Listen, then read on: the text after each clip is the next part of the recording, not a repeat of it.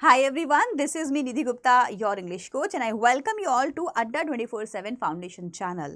एक और interesting series आप लोगों के लिए, इसका नाम है रेफरेंस टू कॉन्टेक्स्ट की सीरीज, जिसमें हम लोग हर चैप्टर का एक इम्पॉर्टेंट आरटीसी लेंगे और इसकी प्रैक्टिस करेंगे। देखो, ये जो रेफरेंस टू कॉन्टेक्स्ट करने का तरीका है बच्चों, ये बहुत ही ज़्यादा इंपॉर्टेंट है बिकॉज एग्जाम में 5 नंबर का 5 मार्क्स का एक क्वेश्चन आता है।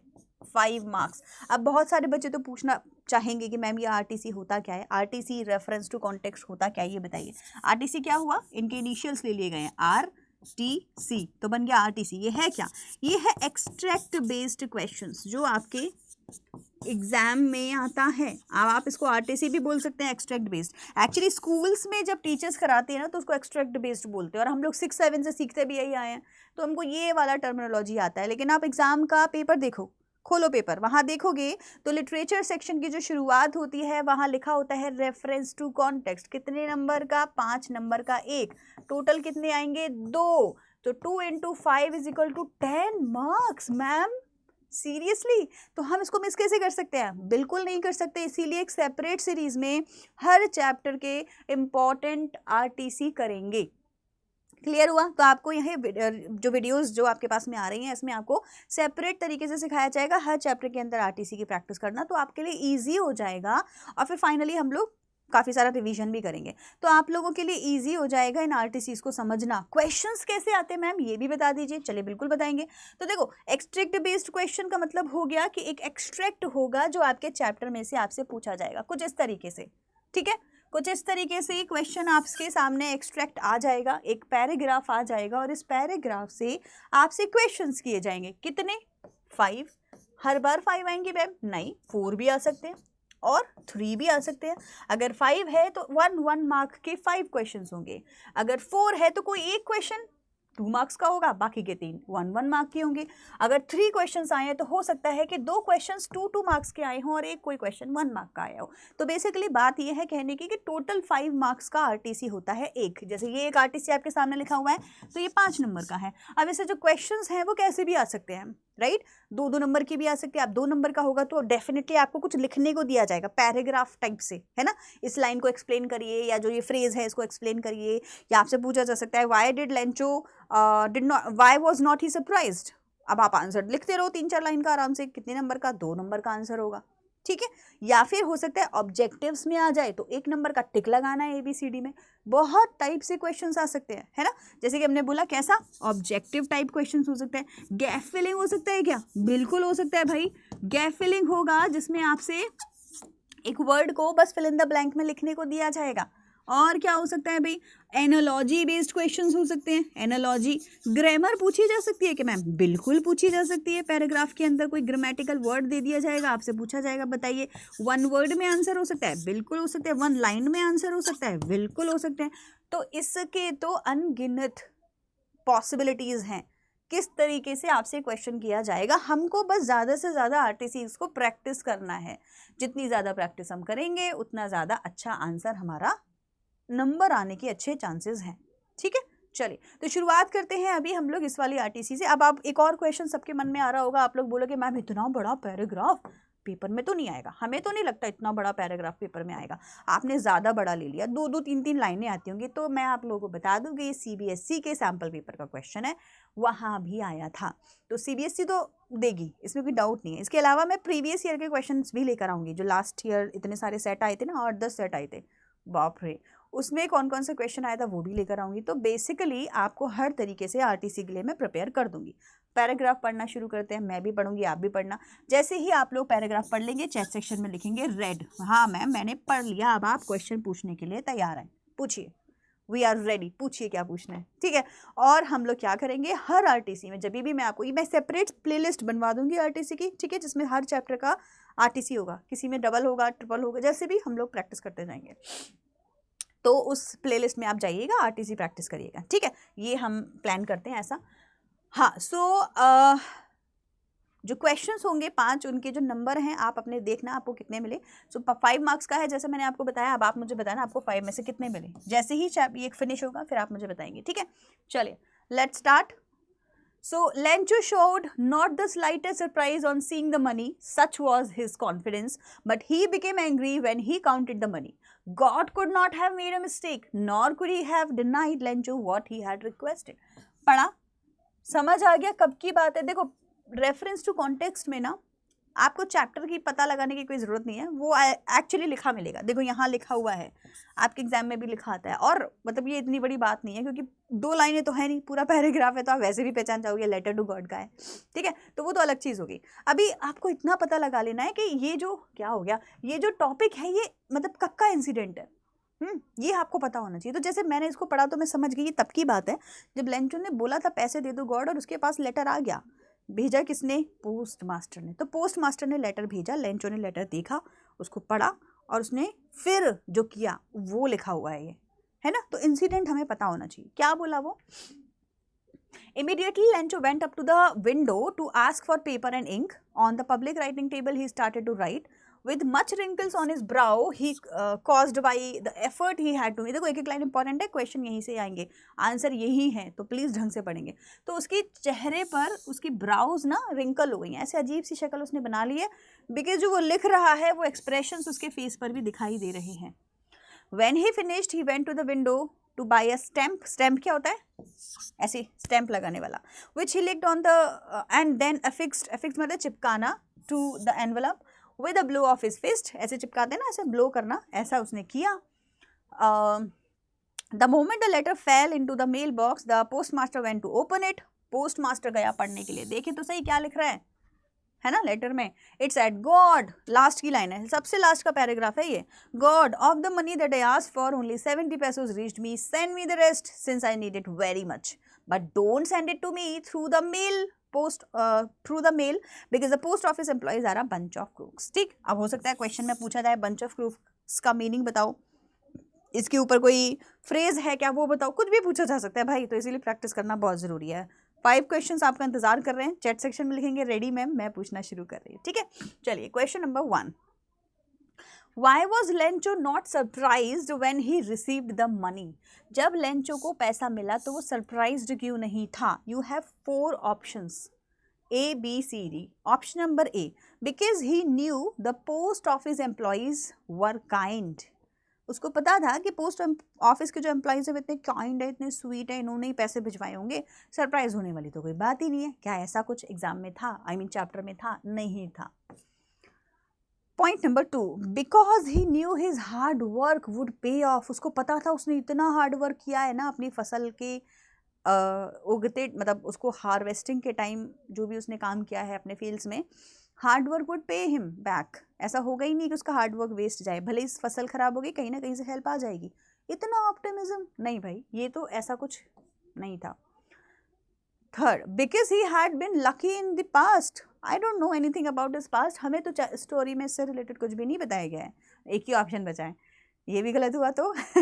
Because he had faith in higher power, बात तो सही है, लेंचो की सारी जो पावर थी वो हायर फेथ, जो मतलब जो जितनी भी फेथ था वो हायर पावर में थी, कि गॉड इज देयर। वो बोलता भी है ना that the people say that his eyes are watching everything and nobody dies of hunger.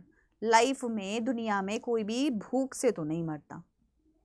तो दिस इज़ फॉर श्योर, पक्का कि कोई ना कोई तो हेल्प कर ही देगा। तो इसीलिए जब उसके पास पैसा आया तो वो हेल्प उसको सरप्राइजिंग नहीं लगी, उसको लगा ये तो मिलना ही मिलना था। सेकेंडली, जो स्टोरी का जो थीम है वो खुद ही यही है, unquestionable faith of a person in God. तो क्वेश्चनेबल हो तो फेथ है ही नहीं, अनक्वेश्चनेबल है, कोई गुंजाइश ही नहीं है शंका की, है ना, नो डाउट एट ऑल। तो ये तो आंसर होना ही होना है। So this is the only answer बच्चों। आपको अगर सही लगा ये आंसर आपका यही था तो 1 नंबर अपने आप को ले लेना। Now let's do the second question. देखो ये जो क्वेश्चन है ना, जिस सैम्पल पेपर में ये क्वेश्चन था वहाँ पे इसको एज इट इज़ लिखा हुआ है यूं ही, और आपको खुद आंसर लिखना है। मैंने इसको थोड़ा सा और मज़ेदार बना दिया, मैंने यहाँ पे कुछ पॉइंटर्स ऐड कर दिए हैं, फीलिंग्स ऐड कर दी हैं।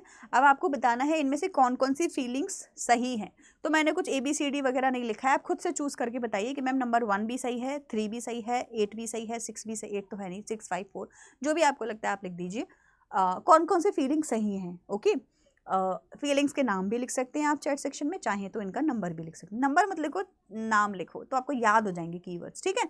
चलो क्वेश्चन क्या है, how did the postmaster most likely, देखो ये जो वर्ड्स होंगे ना कैपिटल में, ब्लॉक में, प्लीज इनको ढंग से पढ़ना पेपर में, कभी कभी वहां पे really, not, most likely, not most likely, इस तरीके से वर्ड्स लिखे होते हैं, इतना कंफ्यूज कर देते हैं अगर आपने ढंग से नहीं पढ़ा तो आपका नंबर एक्चुअली कट जाएगा मिलने की बजाय, तो इसको ढंग से पढ़ना प्लीज, ठीक है।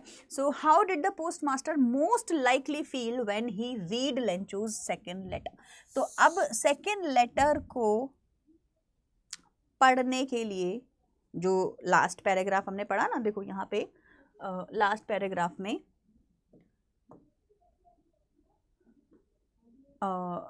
यहाँ से, the moment the letter fell into the mailbox the postmaster went to open it, postmaster ने ओपन किया है, जैसे ही लेटर मेल बॉक्स में डाला लेंचो ने, वो तो गया अपने घर, अब यहाँ से पोस्ट मास्टर का पढ़ना शुरू हुआ। इट सेड, उसमें क्या लिखा हुआ था, जो एक्चुअली पोस्ट मास्टर ने पढ़ा, क्या लिखा हुआ था, गॉड गॉड से बोल रहा है कि इन सब लोगों ने मेरे साथ में चीटिंग करी है, ये बंच ऑफ क्रूक्स हैं। अब ऐसा जो लेटर में लिख रहा है ये तो नहीं पता था पोस्ट मास्टर को, वो तो पोस्ट मास्टर जब गया है उस लेटर को लेने के लिए कि देखे लेंचो क्या लिख के गया है, तो वो क्या सोच रहा होगा, क्या लिखा होगा, उसका मूड कैसा था उस टाइम पे, वो तो बहुत ज़्यादा हैप्पी था, सैड था, डिसअपॉइंटेड था। How did postmaster likely feel when he read the letter, इस लेटर को पढ़ने के बाद, हाँ पहले नहीं, पढ़ने के बाद उसको कैसा फील हुआ, क्या लगता है आपको, क्या वो हैप्पी हुआ होगा ऐसा पढ़ने के बाद, जो यहाँ लिखा हुआ है इसको पढ़ने के बाद क्या वो हैप्पी हुआ होगा, उसको बंच ऑफ क्रूक बोला गया है भाई, तो उसे क्या लगा होगा, अरे यार मैंने तो कुछ और ही सोचा था, तो डिसअपॉइंटमेंट की फीलिंग आती है बच्चों, तो एक तो होगी डिसअपॉइंटमेंट की फीलिंग, और अपसेट भी हो गया, और हर्ट भी हुआ, है ना, सैड भी हुआ, सेटिस्फाइड, सेलिब्रेटेड, हैप्पी, इनमें से कुछ भी नहीं होगा, वो मतलब ही नहीं बनता किस चीज़ को सेलिब्रेट करें, लोग जिनको तुमने हेल्प किया वो तुम्हें धोखेबाज बोल के चले गए तो ये तो आंसर नहीं होगा, राइट। तो द करेक्ट आंसर मैंने सारे टिक आपको लगाकर दे दिए हैं। चलो अगर आंसर सही था तो 2 मार्क्स खुद को देंगे।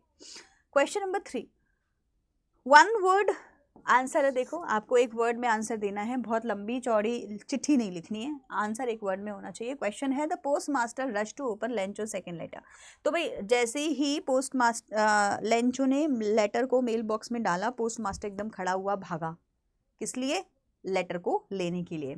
Now this tells us that the postmaster was what, to know the content of the letter, letter के कंटेंट को पढ़ने के लिए पोस्ट मास्टर के अंदर कैसी फीलिंग थी, एक्साइटेड, है ना, या फिर ईगर, तो कुछ भी लिख दीजिए, मतलब he was full of eager, तो एक ही वर्ड लिखना है, so the postmaster was eager, या फिर एक्साइटेड, एक्साइटेड की स्पेलिंग सही लिखना, बस सीख आ जाते हैं बच्चे, एक्साइटेड एक्साइटेड लिख देते हैं, एक्साइटेड, या फिर he was eager to know the content, easy, एक ही वर्ड में आंसर देना था, अगर आंसर सही है तो अपने आप को फाइनली 3 मार्क्स देंगे। क्वेश्चन नंबर 4, पढ़िए क्वेश्चन क्या है और फिर हम इसका आंसर करेंगे।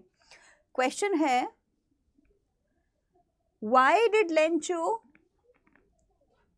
wrinkle his brow when writing the letter, तो लेंचो के फेस की अपीयरेंस हमें, मतलब फेस का जो एक्सप्रेशन है वो हमें बताया गया और बोला गया है कि लेंचो जब लेटर लिख रहा था तो उसकी ऐसी आंखें हो रही थी, क्यों, वहाँ पे लिखा भी हुआ है, this was caused because he was expressing something, कुछ लिखना चाह रहा था, तो हम भी करते हैं गुस्से में कुछ लिख रहे होते हैं, हो सकता है आंसर हो के वो गुस्से में था, बहुत ज़्यादा डिससेटिस्फाइड था, या और भी कुछ हो सकता है, पढ़ते हैं ऑप्शंस क्या हैं। He was not able to put his thoughts into words, अच्छा तो वो वर्ड्स को लिखने टाइम पर थॉट्स को वर्ड्स में कन्वर्ट करने की वजह से ऐसा एक्सप्रेशन दे रहा था। He was not sure that God would response again, तो ऐसा तो कुछ भी नहीं है। ही was not comfortable writing in front of the others, नहीं ऐसा भी कुछ भी नहीं है, वो तो खुद ही गुस्से में था। He was not able to calculate how many pesos were missing, वो तो उसने पहले ही बता दिया था कि 70 पैसोज आपने भेजे हैं, इतनी तो उसको मैथ आती होगी आई एम श्योर। तो वो जब हम अपनी बात को लिख रहे होते हैं और सोच रहे होते हैं और कैसे लिखूं, तो एक आईब्रोज हमारे ऊपर चढ़ जाती है, रिंकलिंग हो जाती है फेस पे, तो ये आपका परफेक्ट आंसर है A, this is the only answer we have. अगर आपका भी आंसर सही है तो give yourself 4 marks and then the last answer question of the paragraph. लिखे, which of these uses the word stamp with the same meaning as used in line 5 of the extract. तो वहाँ पे stamp लिखा हुआ है, मैंने आपको बताया था स्टैम्प क्या होता है, टिकट्स जो होते हैं उस पर लगानी होती है, स्टैम्प करना होता है और एफिक्स करके आप भेज दोगे। तो यही वाला स्टैम्प था ना, एक मिनट पढ़ लेते हैं, पैराग्राफ पे आ जाते हैं, देखते हैं कौन से स्टैम्प की बात हो रही है, ठीक है। So when he finished he went to the window to buy a stamp. हाँ वही वाली टिकट्स लगते थे, हम उनको पहले चिट्ठियों पे लगाया करते थे, है ना, गांधी जी की फ़ोटो के साथ में। तो स्टैम्प लगाया, उसको लगाने का तरीका भी होता था, उस पर हल्का सा ना कुछ ऑलरेडी चिपका हुआ होता था, तो लिख करते थे थोड़ा सा, मतलब उसको थोड़ा मॉइस्ट करते थे और फिर चिपका देते थे, ब्लो से चिपक जाती थी, कुछ और ग्लू व्लू लगाने की ज़रूरत नहीं पड़ती थी। तो ये इस तरीके से इसने भी सेम किया। तो अभी इसी स्टैम्प का क्या करना है, क्वेश्चन क्या था, तो यहाँ बोला गया है इसी स्टैम्प का सेम मीनिंग यूज करते हुए एक और सेंटेंस बताइए। सो Simon could stamp and crush dry twigs with his boots if he had to. नहीं, ये वाला स्टैम्प नहीं है। Simon has an impressive stamp collection he liked of to boast of. हाँ, ये इम्प्रेसिव स्टैम्प कलेक्शन हो सकता है, इसने वही टिकट्स की बात कर रहा हो इसमें। Simon happily gave his stamp of approval. ये तो स्टैम्प वो वाला हो गया जो मोहर लगाते हैं, इसकी बात नहीं हो रही है। Simon bears the stamp of a retired naval officer with pride. bears the stamp नहीं, ये भी नहीं है। हाँ, तो यही वाला स्टैम्प है जिसकी बात हो रही है कि जैसे ना पहले लोगों को आदत होती थी, जगह जगह की कंट्रीज़ की, स्टेट्स की अलग अलग स्टैम्प होती हैं, तो उनको इकट्ठा करने की, टिकट्स इकट्ठा करना, मार्बल इकट्ठा करना, सब अलग अलग लोगों के शौक होते हैं। तो पहले किया करते थे लोग, मुझे जैसे सिक्के करते हैं ना हम आज के टाइम पे, अलग अलग कंट्री के सिक्के मिल जाएं, करेंसी मिल जाए, तो वैसे ही कुछ कुछ होता था। तो ये उसी कलेक्शन की बात होती है। तो करेक्ट वही स्टैम्प की बात हो रही है जो टिकट वाला होता है। या एवरीवन, फाइनली बताइए कितने नंबर आए आप लोगों के। और ये था आरटीसी करने का तरीका। ऐसे ही आपको हर चैप्टर के आरटीसीस कराऊंगी, ठीक है। बने रहिए मेरे साथ में इस चैनल पर, फिर मिलेंगे नई वीडियो में। Till then bye everyone and take care.